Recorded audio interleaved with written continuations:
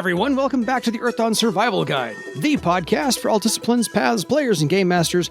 With your questers, Josh and Dan, I'm Dan. I'm Josh. And on today's podcast, we will be discussing all things quizzical, as we have an all-email episode for you, email palooza number umpteen million, 11 billion, something like that, whatever. I've lost track and I don't care to count anymore. So there we are with those. Josh, any announcements to make before we get deep into the weeds?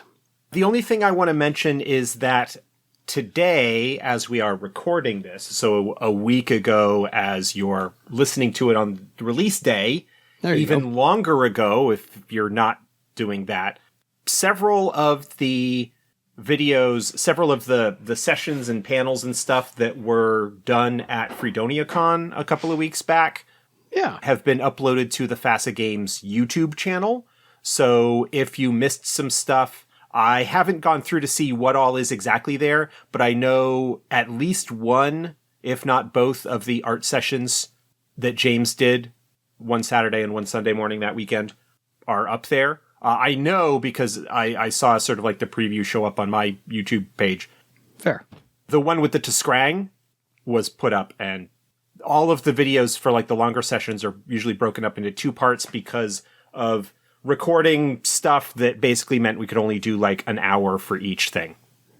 Understood. Anyway, if you're interested, check those out. Totally. That's all. Love to see art being done in the process. Always helpful. Okay, first one up here, I believe, is from Rob. All right, all of these are like lengthy emails, so this is why it's going to be just an email episode today. Hey, Josh and Dan. Been meaning to email for a while, but I'm behind in everything, so it's taken a bit.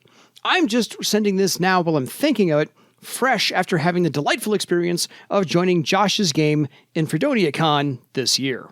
And he's talking 2024 in case you're out of order on your listening. Yes. I game master and do the editing of the Name Givers Earthdawn Actual Play podcast. But before I get to that, I wanted to throw a shout out to the Radio Free Earthdawn Actual Play podcast, who has been releasing weekly episodes for a while now of their Mists of Betrayal campaign.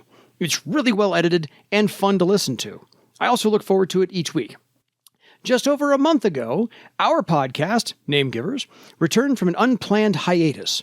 We're at 85 episodes now for that campaign, plus some bonus episodes. Good on you, Rob. Yeah. We started playing pre-pandemic and are still playing once or twice a month and probably have about 30 sessions worth of content that is recorded and not yet released. One of our regular bonus features was the one-shots we did at FreedoniaCon every year, and we've now moved these to a new podcast feed where we plan to release short-form Earthdawn actual play adventures. So anyone seeking more Earthdawn but wants to hear something on the shorter side, check out the new feed called An Anthology of Adepts. Currently, it has 9 episodes that encompass 3 one-shots, roughly 7 hours of content there. But we plan on adding more to it later in the year. Last year, we finished our first session of our 1879 actual play called Boneyards and Boojums. The season encompasses a single complete story in 5 arcs. We tend to be on the narrative side as it is, but the 1879 game is especially so. So if you enjoy the storytelling side of actual play podcasts, do check this out. I think it might surprise people how much can be done with that system and setting. Here's a link for the show notes. Josh will put that in the show notes there. For future Earthdawn Survival Guide podcast ideas, I've had an idea percolating in the back of my mind ever since someone wrote in asking about the house rules that seem to be present in all, or at least almost all as far as I can tell, Earthdawn actual play games. Namely, the declaration of actions phase in combat always being skipped. I have a short answer for this. It keeps the narrative flow better for the listener and just feels like a better flow for an entirely online game over Discord. Yeah. Depending on one's approach to how you want things to work from a combat standpoint, the declarations phase may have greater or lesser utility. There have been some things done with it across the various editions. I know that in 3rd edition, and possibly in earlier ones, but I know it was kind of a big deal in 3rd, is that the declarations phase was somewhat important because if you changed what you declared, you either had an increased difficulty number or got a step penalty or something like that. I don't specifically remember which direction it went. Yeah. That is sort of a thing that is important. And there are issues that come up with regards to a declarations phase prior to rolling initiative and then determining the results of everything that takes place that round. And that's something that's sort of an issue with combat in general, where in order to manage it, you have to break it up into little discrete chunks when actually everything is sort of happening at basically the same time. Different games have had different ways of trying to address that or solve that over the years. And personally, I tend to gloss over the declarations phase as well. The only times that it really sort of matters to me is when the character is intending to usually take a stance, like aggressive or defensive stance, because it does affect the target numbers and steps that they might be rolling during the course of the round. Waiting until they have their action might end up being kind of a moot point if you've got somebody who's going slowly and taking a defensive stance, but they don't get those benefits until their turn. There's some messy stuff, and you just kind of need to trade off with what works best for you and your group. Agreed. No worries. So the idea in my head for future episodes would have to be some guest game masters on the show talk a bit about how they approach either Earthdawn or other role-playing games they may be known for. Maybe do this every few months, state on the show in advance who the guest will be, and ask for some listener questions, which would presumably be Game Master questions. I feel like the game can only grow by as many Game Masters are out there willing to run it, and it'd be great to hear questions or stories from listeners who want to Game Master but haven't yet, or want to become more confident in their skills. I also don't think it needs to be limited to those who run Earthdawn. So much of game mastering is about how you approach running a game, and it's less about the system than people might think. My favorite game master doesn't run Earthdawn at all, but I've learned so much from her actual play podcast that I was able to apply to my own Earthdawn game mastering in our own podcast that I rarely get stuck in any way anymore. Yeah, that's a cool idea. That involves a bit more guest wrangling and stuff, which we have done a couple of times. A few times, yeah. But probably not something that I would see us doing super frequently. Like every few months, yeah, maybe. If we can get enough guests, people to sort of draw on for that. And I do kind of like the idea of possibly bringing in other voices to offer advice or answers to questions or things like that. The Crit Show, which, as I have said multiple times, I am a big fan of and decent friends with the cast and producers of that actual play. Yes. As part of their Patreon content, have a monthly show called Hold 2, which is, of course, a play on the Monster of the Week mechanics, where, if you roll Investigate a Mystery and you roll really well, you hold 2, you get 2 questions that you get to ask about the nature of the monster and the mystery and stuff like that. Anyway, monthly show called Hold 2, where 2 members of the cast answer questions that had been submitted by members of the community, and they kind of talk about them. And it's sometimes about Monster of the Week or other Powered by the Apocalypse games. Sometimes it's just more general game mastering questions. I mean, it's sort of like what we do a little bit with our email episodes where people send in questions and stuff. But I am happy to entertain questions about game mastering in general. And I think the possibility of occasionally having a guest on that could offer their own insights or advice would be interesting. Agreed. So we'll take it under advisement. Thank you, Rob. Ultimately, I'd love to hear some more actual plays being made of Earthdawn. I'm always happy to help anyone out if they reach out for advice on this, if there's ever any emails in about that. Thanks for all you do. I don't think I've missed a single week of listening since I found it in December of 2019. Rob. December 2019, that was pretty much when we started. That's, I think, when we launched it, yeah. So it wasn't long after that, no. Well, I think we started in like the end of October or beginning of November of that year, so we hadn't been going for very long at that point. Agreed. I have flirted in the back of my mind with the idea that if ever this show wraps, that if we find ourselves exhausted of Earthdawn content, that maybe shifting over to producing an actual play of some sort, that is a very different beast in a way than what we're doing. Agreed. But I think that could be interesting as well and would be sort of the next thing that I might consider tackling. The problem is that you add more people and the complexity goes up even more and everything. The logistics of just getting schedules together for a regular session. Yeah. And all that jazz. So there's like two things that I sort of have in mind. One would be a regular podcast actual play release schedule, which does not require the cast to be beholden to all meeting at the same time every week or every however often it is, versus a streamed game where you do kind of need to have everybody together at the same time. There is actually a possible split the difference of that where you record it as if you are going to be streaming, but you release it on whatever particular schedule that would be so that you can work around people's lives and stuff like that.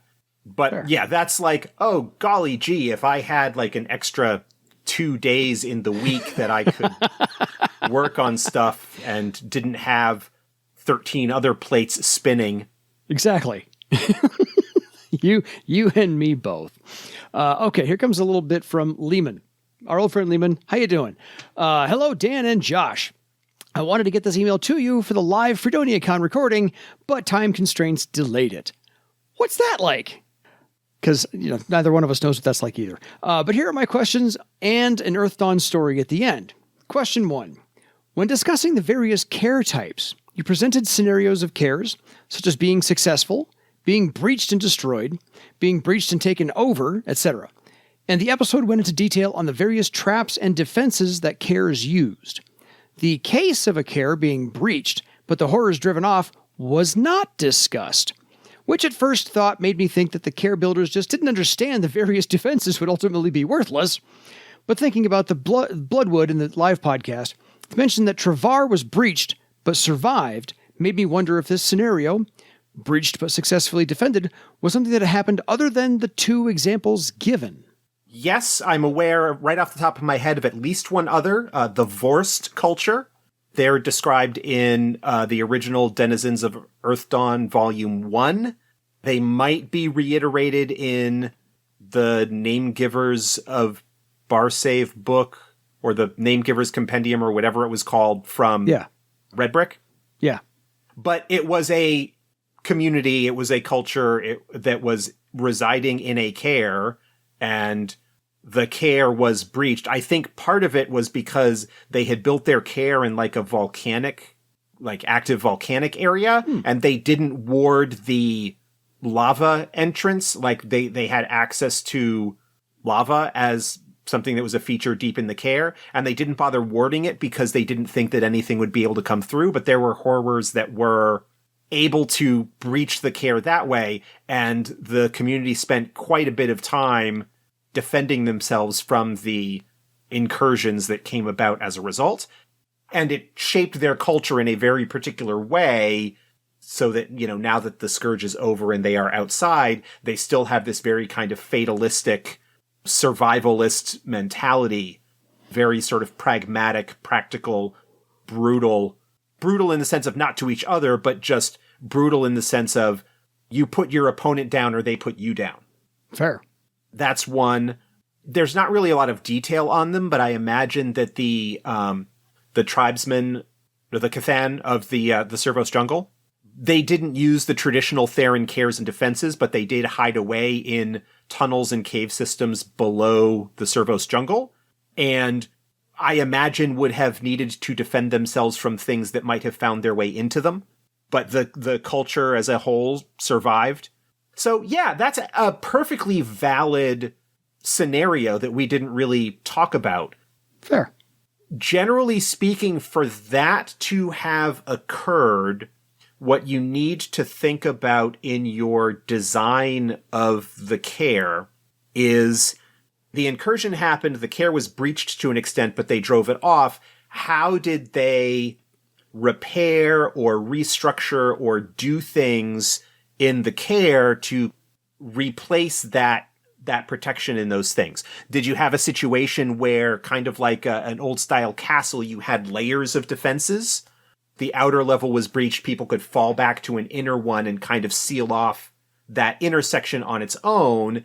And how would that have affected where resources were made available and so forth in terms of living area and food production and water and all that sort of thing? Because if the inside area didn't have everything that they needed, then that was a death sentence. So that is something that you would need to keep in mind when you're thinking about the design of the care and what might happen.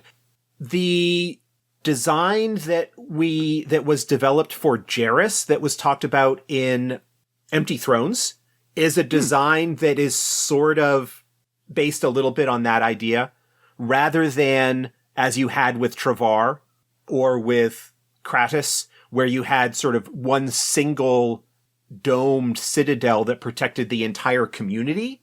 Mm-hmm. Jairus actually, I think, if I'm remembering correctly, was 3 sort of separate smaller citadels that were interconnected by tunnels below ground. And each was self-sustaining enough that if one of them did happen to fall, they could cut it off through those connective tunnels and keep the other ones potentially safe. Yeah.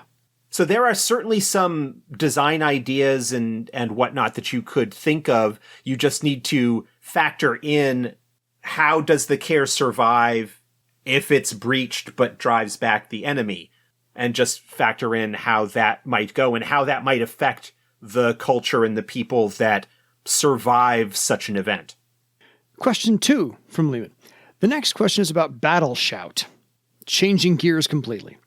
It states, quote, each use against the same opponent in a given encounter increases the difficulty number by 5. Is this based on the shouter or the target? The example that came up in this session is that we were attacked by Sky Raiders and 2 different Sky Raiders battle shouted at the same target in consecutive rounds. Would the second Sky Raider have the difficulty number raised by 5 based on the target getting shouted at twice? Or since it was different raiders and the difficulty number increases require the same shouter against the same target? That is a very good question, actually. Hence the reason it was asked. Yeah. I'm going to go back and look at original wordings from first edition and stuff here.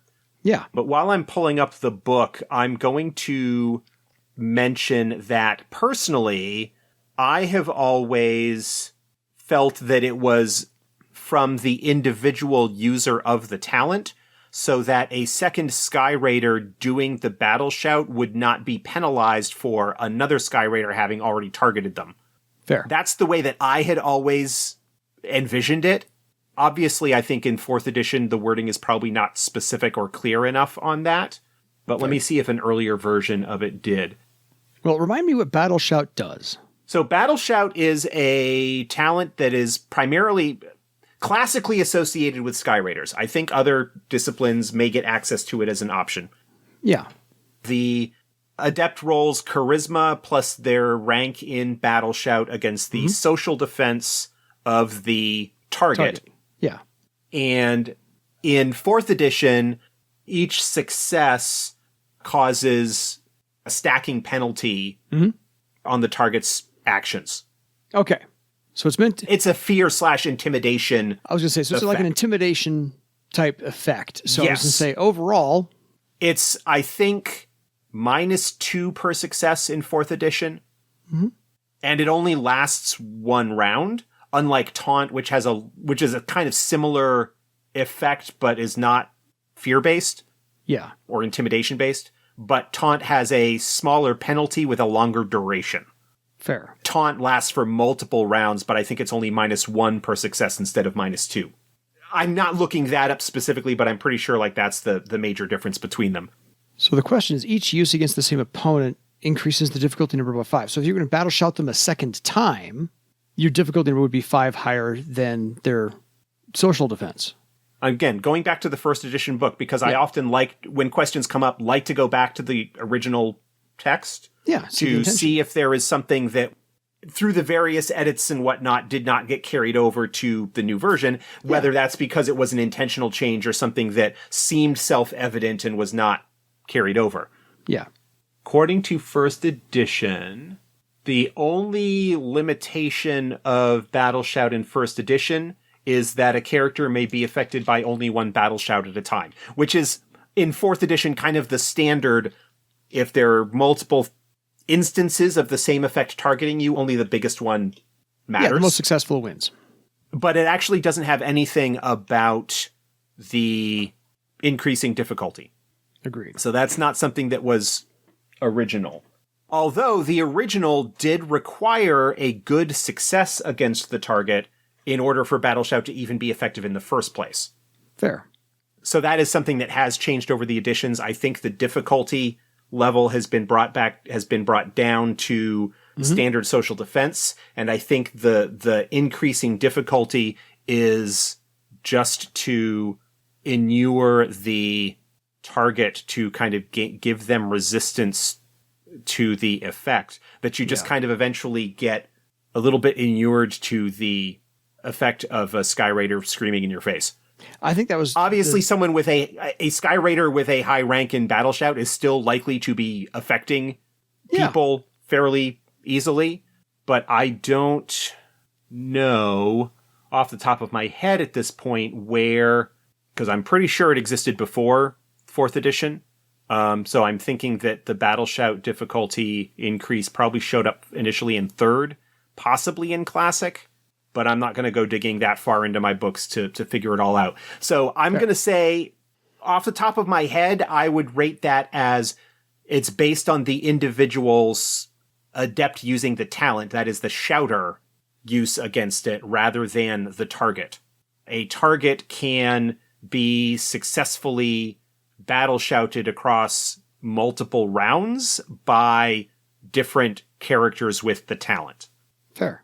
I may revise that. I actually have a little rules questions document that I keep going, and periodically will, if I'm not sure, do some research and talk to the other members of the team about it and say, hey, this question came up and I'm not really sure. Here's how I'm leaning. What do you guys think? And just kind of like stress test and think about the consequences of what a particular ruling might end up with, and getting, multiple sets of eyes on it. Yeah. I try for Earthdawn, especially since everything's fairly well laid out almost all the time. I try to go with the narrative, the intention behind the talent. So I think the Battle Shout is meant to, as you said, intimidate the target. So I think the target's hard to be intimidated twice. So therefore the difficulty number is raised by 5 because of the target. But that's my thought there. But the second Sky Raider having difficulty number raised by 5, I don't know. The trade-off there is and here's what I'm thinking of. Like, usually in a typical player character group, only one character, maybe 2, will have Battle Shout as a talent. Fair. And so what you would end up seeing in a situation like that is the Sky Raider, because they're usually the one that has it, if they're going up against another group, kind of rotating their Battle Shout through the various opponents. But if you think about sort of Sky Raider culture, and how you would have a ship's worth of Sky Raiders kind of attacking, the consequences of the increased difficulty being based on the shouter has a different outcome long term than it being based on the target. Because if it's based on the target, then what happens is you mostly get the Sky Raiders showing up, doing their battle shouts sort of in the initial round or so to unsettle their opponents, to be able to kind of do like broadly a blitz style thing where they come in and kind of smash really quickly and knock everybody around. Yeah. Which is like one way that it could go. Or if it's based on the shouter, then you could have the effect of the intimidation being able to last longer as different Sky Raiders kind of trade off who they're targeting with their intimidation. Fair. I'm not sure ultimately what the situation I would ideally expect to see from a setting standpoint be on that. Fair. Both of them hold a certain amount of appeal. I had always kind of questioned why the original version of Battle Shout required a good success, especially in comparison to Taunt, which was an roughly equivalent tier talent. Yeah. That had a bigger bonus and lasted longer and was just gone against a standard social defense rather than a higher difficulty. Yeah. That was always weird, and I think a lot of other people kind of felt the same way, which is why its difficulty was scaled back in subsequent editions. But I don't know. Those are some vague, unformed thoughts. Well, not unformed, but some wandering thoughts about Battle Shout in general. So that example of my thinking of, well, here's what the setting consequences are if you do it this way. Here's what they are if you do it this way. That is something that is not necessarily a concern when you're house ruling at your own table. Fair. But when you're developing stuff for or making rules calls for the game as a whole, yeah, you need to think about what that would mean if this sort of thing were able to be rolled out on a larger scale and how that would affect the way that, for example, Skyraider assaults would occur. Agreed. So sorry we didn't stick the landing on that one. We'll get there. Josh will bring that up. Question 3, longer question than even the first two. One question I had was about non-adept humans and versatility, which you answered in the live podcast. The Game Master and I agreed it seemed strange for ordinary humans to have the mystical talents, although the Game Master was intrigued at the possibilities of us encountering non-adept humans and underestimating them.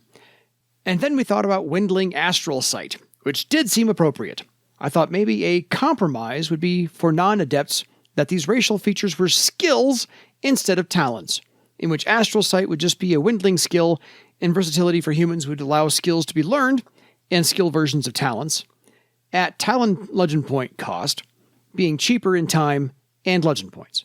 Of course, for NPCs, this wouldn't affect anything, as Game Masters can give any NPC any skill they feel needed, but lore-wise, it would explain how humans can adapt easier to roles that a community needed, as John's thinking was leaning towards. For example, humans could learn a handful of skills easier than non-humans through human versatility. I guess that's starting to get to the point of the game isn't based around the idea of playing non-adept humans or advancing them as characters or any of that stuff. So I wouldn't see the need to mechanize or define the game mechanics by which that happened. As a concept, I don't really have a problem with it, but again, because NPCs being created by the Game Master can be made mostly however you want, provided that it makes a sort of amount of sense. Like, you are very unlikely to run into a 16-year-old who has melee weapons at rank 8. Yeah. You need to have some kind of semblance of what's going on there. I certainly would not make that any kind of official rules mechanic for non-adept humans, because, again, non-adept humans are not what the game is about. Arguably, it might be something worth considering if you have a character who, for some reason, is really set on, say, playing a non-adept questor, and you're looking at a way to possibly help balance them against other adept characters. But then at that point, you're starting to stray out of what we are focused on as far as the overall design of the game. I have to say that I understand the thought of, oh, well, Windlings, like all Windlings get access to Astral Sight. Yes, but that's not a skill. It's still a talent because of the division between, essentially for it to be magical, it has to be a talent. Like, that's kind of the definition of things. But I don't know that I would necessarily even be that nitpicky about it, because it's purchased and advanced as a talent for Windling adept characters that don't otherwise get access to it.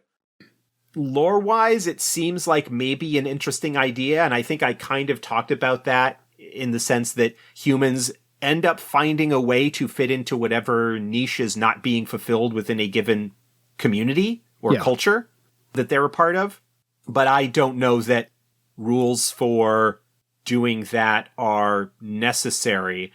You wouldn't have to do that with a player character because they'd be an adept, and they would just use the regular rules for versatility. You would need to have special rules for them that allow them to do things because they can already do them. So, yeah, maybe the idea that they can, in a limited fashion, pick up some skills at a lower cost.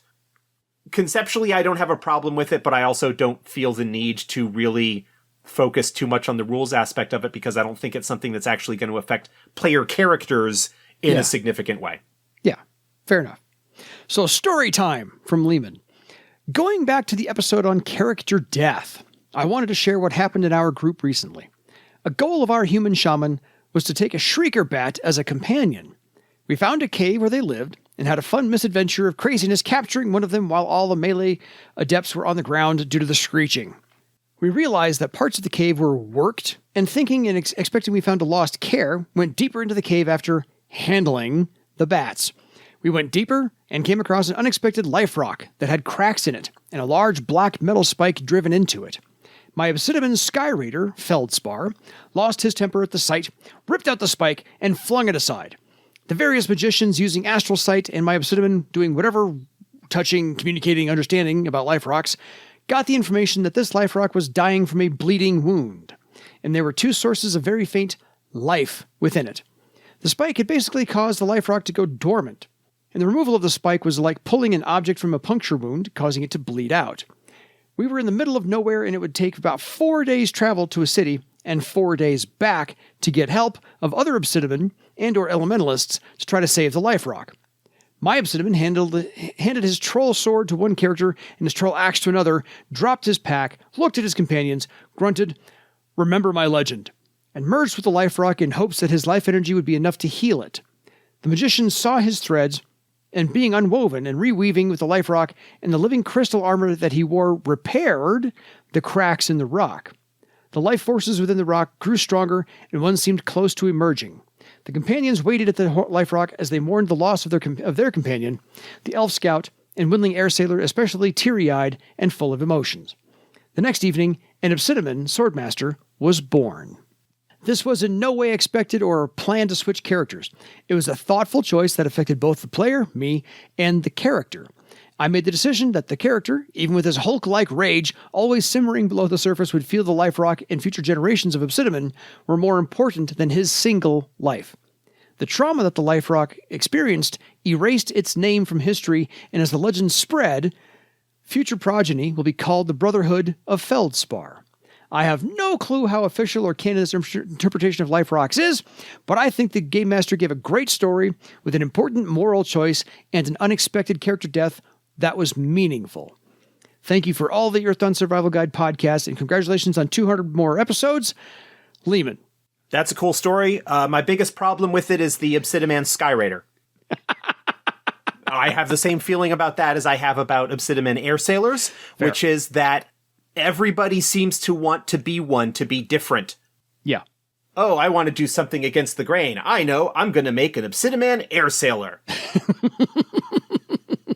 It's just one of those things that shows up a lot more frequently than actually would happen. Yes. I think originally in first edition, Oh, yeah. Obsidian could not be air sailors or, they couldn't be air sailors because they didn't exist in the core book, but they couldn't be sky raiders. Like the Obsidian. Yeah, they had some limitations. They couldn't be beastmasters. They couldn't be thieves. They couldn't be archers. They couldn't be sky raiders. Yeah, there were quite a number of things that they couldn't be. Yeah. And I understand, and even to a limited extent, agree with the lessening of racial restrictions for the disciplines. Yeah. That doesn't mean that suddenly makes a certain combination that was prohibited before more common. And it's more the fact that as a longtime member of the community and person who has heard a lot of stories of different characters over the years, I've heard about a lot of them. Yeah.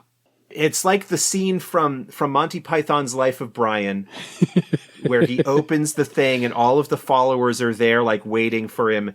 Yeah. You're all individuals. And they're like, yes, we are all individuals as one.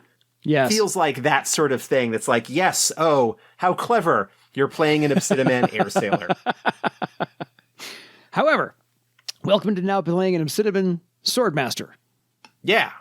Obsidiman couldn't be swordmasters in the first edition either, but I have much less of a problem with that. Yeah, because they could be warriors, so it's tangent. Yeah, because it doesn't necessarily require the connection with air and flying and the sky that Air sailors and sky raiders do. obsidimen kind of have a pretty strong aversion to. It would be like having an obsidiman boatman, to be honest. Yeah, fair. I understand the desire to make something special, but when you're in my shoes and you have seen this special thing, every adventure proposal or source book or whatever, we see this cropping up. To be honest, we have an obsidiman air sailor in the Legends of Barsave adventures. Yeah. He's the sort of air sailor mentor that's in one of the adventuring companies. But I'm pretty sure there's probably one or two in Travar. They like show up all over the place, and I just like, I feel about it like I feel about immortal elves. They are cool. They're far too ubiquitous. They're far more common than I really think they ought to be. Yeah. Which again is a different thing when you're talking about your home game if you've only got like one, as opposed to the broad setting where it seems like everybody wants to throw their own unique spin on things, but those unique spins are in fact all very, very similar. Yeah. I only ever had my obsidiman get on an airship if he owned ground boots, because it's that was an item that was introduced in first edition somewhere that was basically like, obsidimen don't like to fly unless they've got these, because they lose their connection, their sort of spiritual, emotional connection with the earth. And I still played him as like an ADD person on way too much caffeine, just like twitching. Get me back to the ground here soon, then I'll be happy. That's how I played mine. As far as a story goes, fantastic. Love the idea. Loved the whole sort of arc there, the like decision being made in the moment, not a planned sort of thing. Yeah. I don't know how it may have happened, but even like necessarily stepping back for a moment. Yeah. Out of character at a meta level and saying, okay, here's what I think my character wants to do. How are we going to play this out and deal with it? I think fantastic. I think it's a wonderful story. I love the problem. I love the solution. I love the character exploration in that. I love the explanation of what exactly happened and the results therefore for just the legend alone. Yeah. Beautifully done. It's a fantastic story. I needed to go off about flying obsidimen. Yes, because we do. Anyway. Okay. So last email, because I know we're already like more than half an hour into this. How far are we? Yeah, 40 minutes into this already. So this is from Conrad, who is well behind on his listening. So we need to like tag Conrad here real quick and tell him we have an answer for him. Hi, Dan and Josh. A couple of topics for all things quizzical, if that's okay. It absolutely is, because you're the first, second to third, whatever, it does mention quizzical. 1, armor. Spelled with a U this time. Are there any restrictions in the 4th edition for who can wear what armor? I could not find anything on restrictions or drawbacks other than the initiative penalty, and encumbrance if this is something one can be bothered to track. If so, do all mages run around in full plate armor, as the extra protection seems much more useful than a few extra steps in the initiative roll? All of the illustrations in the book show mages in robes. Is this just a fashion statement? Multiple parts to that question. The first part is no, there are not any real discipline-based restrictions on what type of armor one can wear. It is entirely based on how much you are hampered both from an initiative and carrying capacity standpoint to determine what you wear. Welcome to the one of my earliest Earthdawn games, one of the characters was an orc wizard who ran around in chainmail and actually carried an axe. Pickaxe, I think, but an axe. Like, they did not look like a spellcaster at all. The artwork does have a lot of wizards in robes, and part of that is the tradition of wizards originally, or not just wizards, but spellcasters in general, needing to weave their spells into their robes, that their robes acted in a way as kind of like an extension of their grimoire. Yeah. That their spell matrices were matrix items that were kind of a part of their robes. And so the robes of a magician are a kind of traditional presentation of their knowledge, ability and knowledge and status as magicians. And the fact that the elaborate embroidery and stuff that was part and parcel of that also acted to demonstrate that they had the dedication and mindset and whatnot to practice a craft and present something beautiful, plays into a whole lot of different things. I don't know that a lot of magicians would be running around in plate. Most characters don't run around in plate, just in general. It becomes a matter of how much your character can carry and how much they are willing to penalize themselves when it comes to their initiative step, their dexterity. I certainly would not have a problem with magicians who can do it wearing heavier armor. Because, yeah, magicians do tend to have lower dexterities on average. They do tend to be acting later in the round on average. And having that physical protection, especially in 4th edition with the changes to how armor-defeating hits work, makes that extra defense, that extra damage reduction that armor provides a little bit better.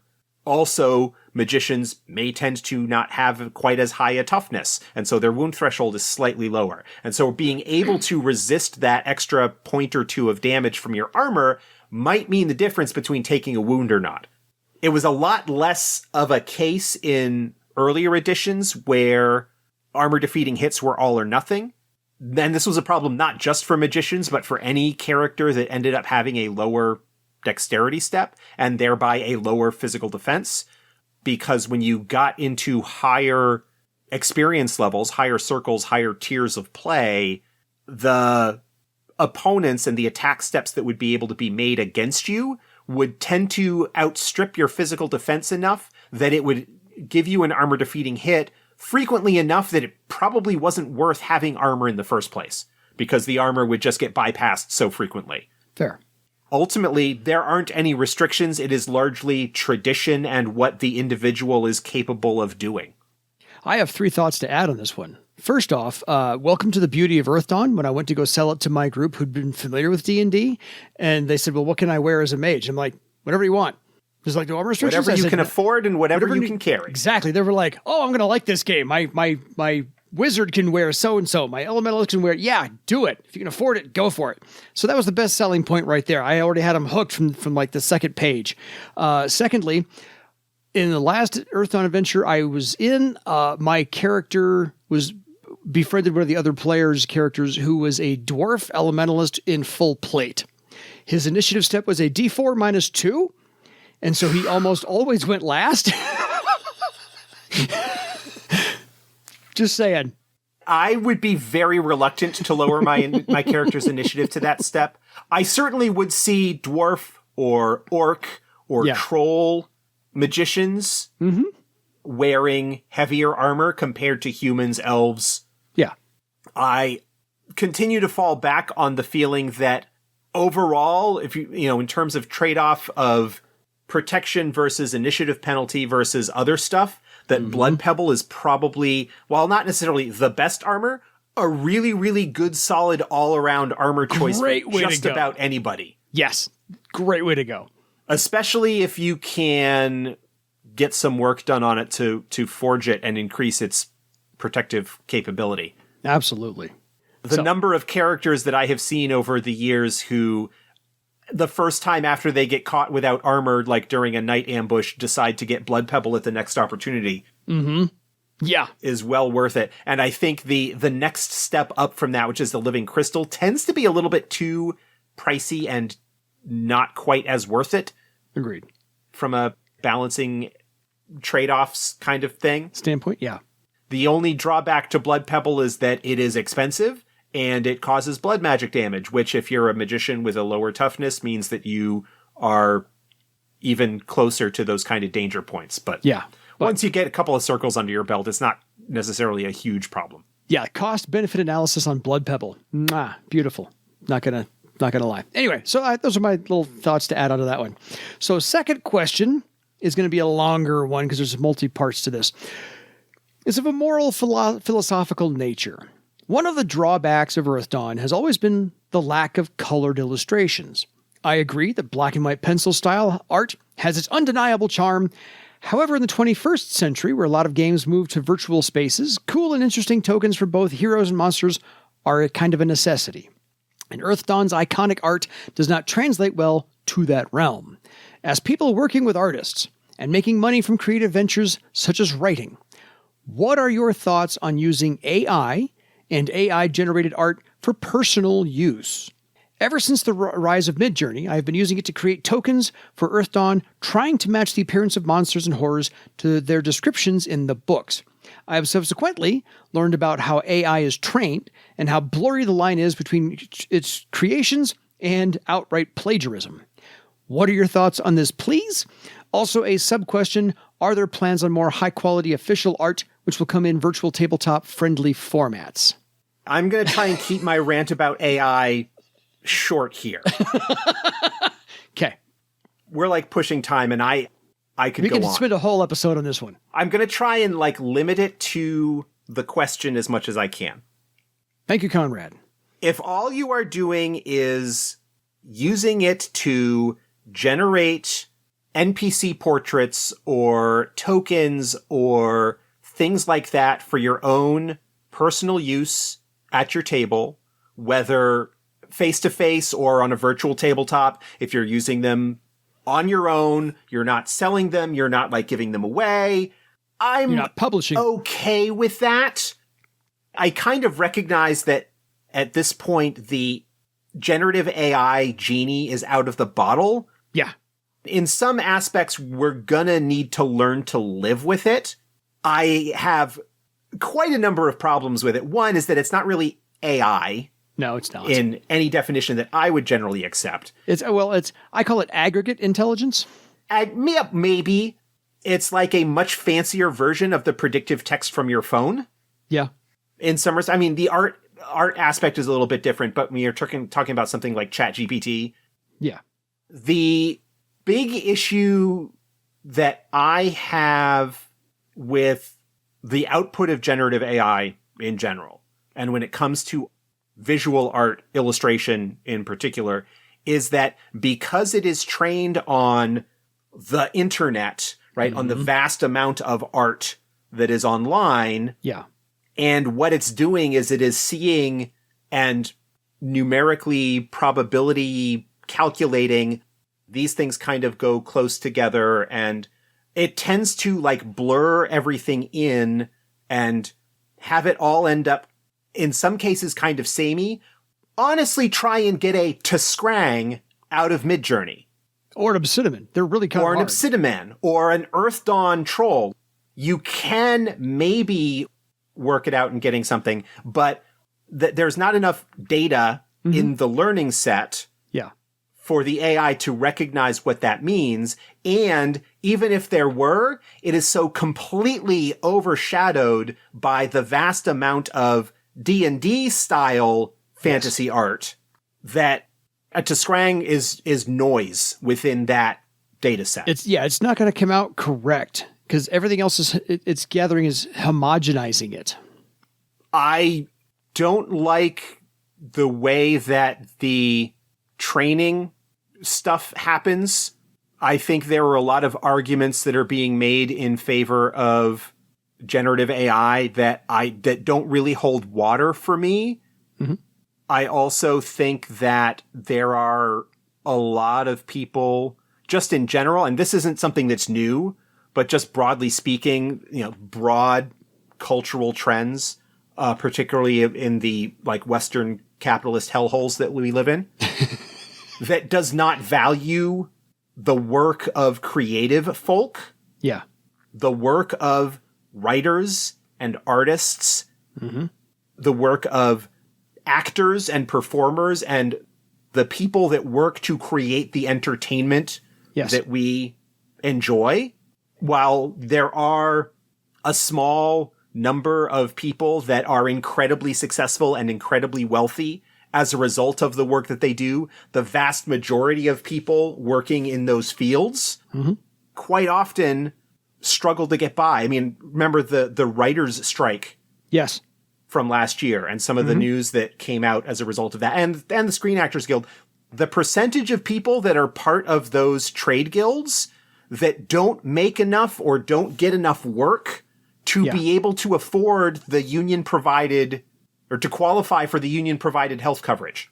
The vast majority of actors working as part of the Screen Actors Guild make less than $20,000 a year from acting.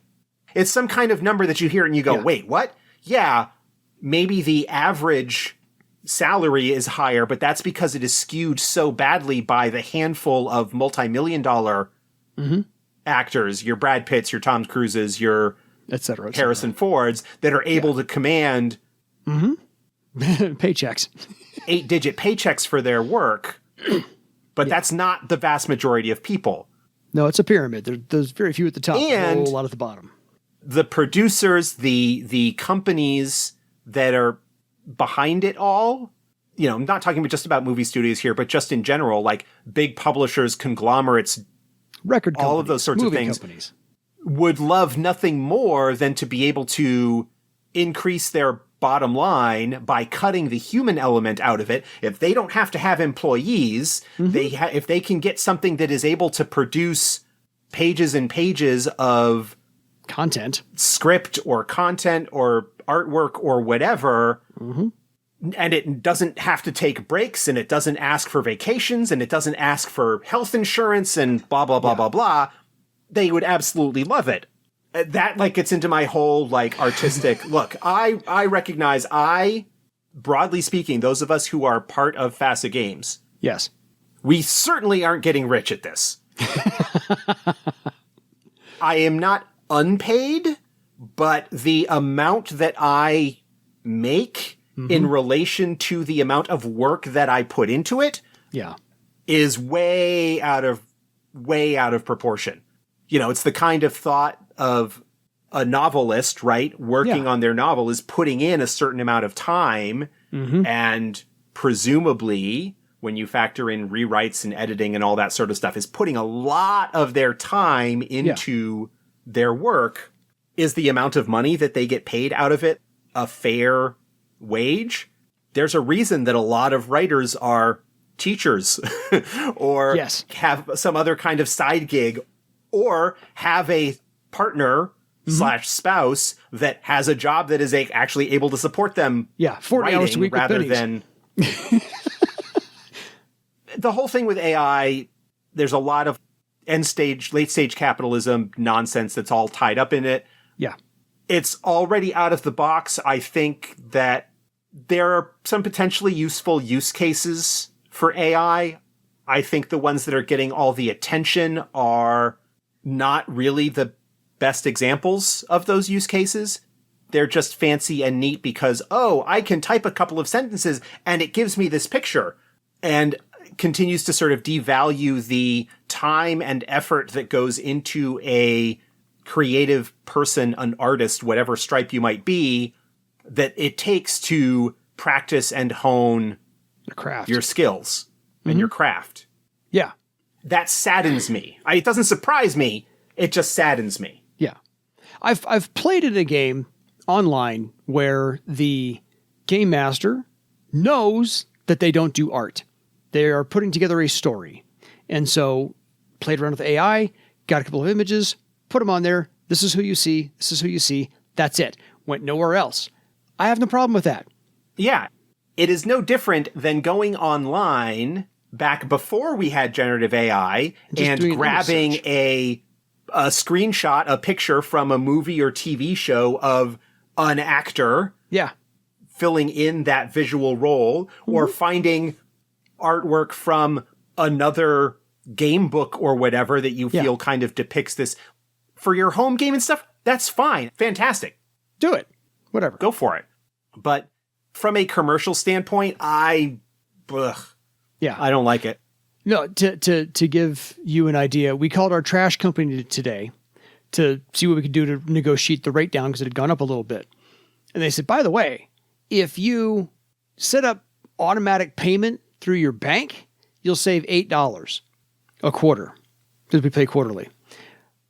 In the back of my mind, I'm like, oh, you want to get rid of your accountant who's actually taking all the checks that we mail you and processing those. You'd rather just have it come out automatically. So you want to get rid of your accountant. So to your point about this removes... It's not the accountant, it's the clerk in the front office that's opening all of those envelopes. Exactly.